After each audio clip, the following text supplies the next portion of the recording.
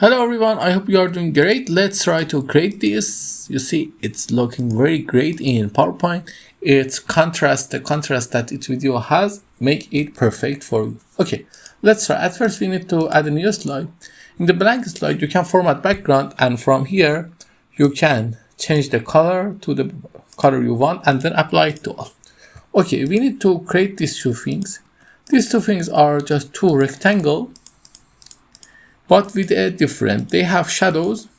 This has right, left shadows, bottom left, and this has right shadows. Okay, after creating that, for these two texts, we are going to use contrast. These two texts are the font impact, but you maybe ask how they look like this. It's just simple. How? I just simply reduce its size. You see, it's okay. After creating that, we need to create this slide. How we can create that? We can create that. At first, we need to create this slide. We add a new slide. In this slide, we add two rectangles. The first one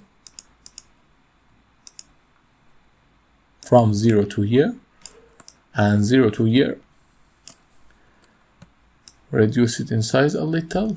Select both of them, shape outline to none. Then recolor them.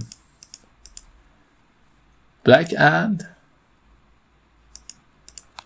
okay, then paste the text, this text, and also this text. They are just a simple text. Now set the transition to morph. Pick one slide here. Okay, let's have a look at it and see how it looks like. Okay, we didn't set the transition to morph.